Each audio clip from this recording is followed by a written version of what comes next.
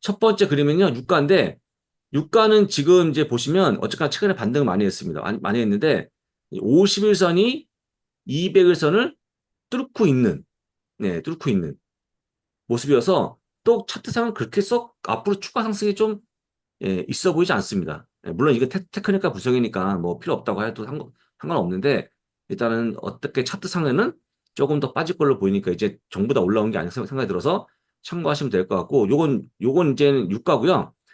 천연가스 반대로 올라옵니다. 반대로 올라가고, 그건 또 다른 모습 보인다는 거 설명도 드리니까 참고하시면 되는데, 일단 많은 분들이 80달러 올라오니까 유가가 또 올라오면 어떻게 걱정하시는데, 제가 보기에도 뭐 다 올라온 것 같아요. 얼추 올라온 것 같으니까. 이것도 역시 그렇게 좀 보시면 좋을 것 같습니다. 자, 그리고 페덱스인데요.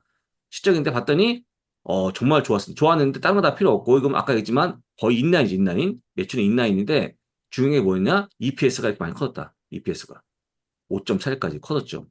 그래서 아까 얘기했듯이, 비용 절감, 예, 어떤 부서 통한 비용 절감이 아주 일조한 게 아닌가 생각이 들죠. 그래서 아까 얘기했듯이 전반적으로 이게 다 커지면 매출도 커지면 이 아까 얘기했지만 뭐 이 저기 운송 지수에 또 한번 지수를 올리면서 운송 지수만의 미국 경제에 대한 선도적 역할을 했던 그런 부분을 생각하면 경제가 좋아지는구나 하고 좋게 보면 좋은데 아까 얘기했듯이 요거는 멎어 있다는 거. 그래서 외형은 멎어 있으니까 예, 그렇게 안 보입니다, 지금은. 그래서 보시고, 역시 영업 마진율까지 높아지고 있는 거 상당히 좋아 보이는 거죠. 어쨌든 아까 이사님 말씀했지만, 마진을 올리고 있는 그런 모습이 나온 거, 한 가지 좀 특징을 볼 수 있을 것 같습니다.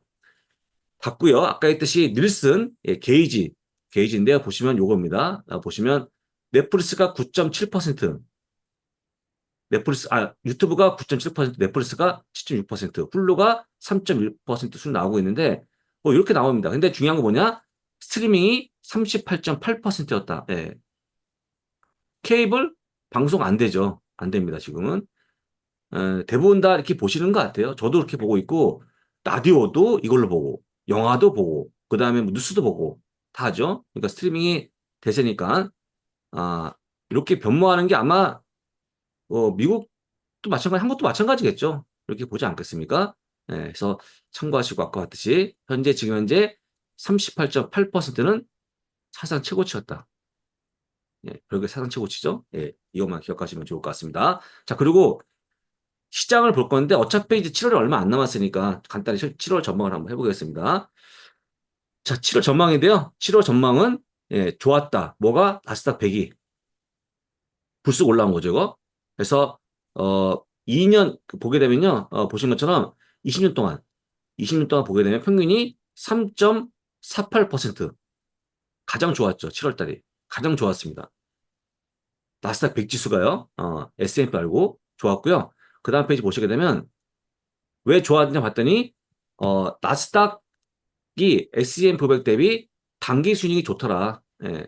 그러니까 뭐냐면 제가 보기에도 나스닥에 최근에 물론 과거부터 올라왔지만 제가 보기엔 계속 빅테크에 대한 관심이 커진 게 아닌가 싶고 지금은 일단은 인공지능이 물려받은 거죠. 그래서 적어도 네트인컴에 대해서는 지수 이기고 있다. S&P 이겼으니까 예, 역시 참고하시면 좋을 것 같습니다. 자, 그리고 지난주였나요? 지난주에 현재 지금 그로스 플로어가 US 그로스 쪽에 플로어가 지금 보시면 많이 들어왔는데 119억 달러가 유입이 됐습니다. 유입이. 예, 그러니까 그로스 펀드니까 아마도 그런 빅테크가 포함되어 있는 펀드가 아니었겠습니까? 압도적으로 들어왔다. 압도적으로. 예. 그러니까 이미 다들 이제 아시겠지만 이쪽에 베팅 한다는 거죠. 한다는 겁니다. 베팅을. 그래서 보시고 심지어 금리가 떨어지는 거에도 예, 아주 강력하게 반응하고 있는데 나스닥 100 지수가 이게 뭐냐면 나스닥 100 지수하고 러셀 2000을 비교한 건데요. 올라가면 러셀 2000보다 더 많이 올라가는 거죠. 원래 금리가 빠지면 이게 올라가는 거 아닙니까? 중소형주가. 근데 중소형주 이기는 거죠. 예, 그러니까 쉽게 얄밉죠. 왜냐하면 금리가 높아도 낮아도 다 먹지 않습니까? 나스닥 종목들이. 근데 또 지금 금리가 빠지니까 더 먹죠. 더 먹죠. 그래서 지금 여러 가지 상황을 보게 되면 러셀 2000보다 훨씬 더 나스닥에 관심이 좀 더 몰리고 있고 이 추세가 더 이어질 걸로 보이니까 아마도 여러분들 보유하신 분들은 기분 좋을 걸로 보이고 역시 대한민국도 뭐 대부분 다 빅테크를 많이 보유하고 있으니까 조금 더 기분 좋은 흐름이 이어질 걸로 보입니다. 그 다음에 100년 동안의 통계인데요. 1928년부터 통계인데 보시면 아시겠지만 이거 7월 달 1주차 두 번 주차까지 해서 보게 되면 올라갑니다. 주수까지. 강력한 상승을 보여준 겨 이때 이때. 7월 달 1, 2주차 좋아지는 거죠. 그러니까 보름 동안 좋아지는 건데 첫 번째 15일 동안에 간다는 거. 이 통계 얼마나 긴 통계냐면요. 아까 했지만 1928년 이후 통계니까 거의 확실하죠. 요 구간. 이때 대략 4%였다. 상승이. 예, 평균. 좋은 거예요. 좋은 겁니다. 그래서 아까 나스닥백도 그렇고 S&P가 좋았다. 예. 사실 6월 달은 거의 플랫이죠. 근데 갑자기 7월부터 올라가는 거기 때문에 여러분들의 7월 달에 지치겠지만 사람은 지치지만 시장은 지치지 않는다는 거 설명드리고요. 제가 웬만하면 안 가져오는데 오랜 기간 때 통계니까 잘 보시면 되고 근데 한 가지 문제점이 있죠. 한 가지 문제점. 뭐냐면요. 결국 지금 보면 평균 목표 지수의 값이 미디언 값이 5,500 평균이 5,400이니까 거의 얼추 다 왔어요. 목표 지수로 치게 되면. 더 올라가려면 더 올려야 되는데 실제 가장 높은 게 누구였냐? 에버코 ISI가 6,000. 제이포원체스는 뭐 타치 200은 빼고 는 의미가 없고요. 이건 뭐 계속 고집피는 있는 거니까. 그래서 지금 뭔가 좀 변화가 있으면 좋은데 어차피 목표 지수는 꽉 차 있다. 추가 상승은 없어 보여요. 없어 보이죠. 근데 우리가 제일 많이 보는 게 뭐냐?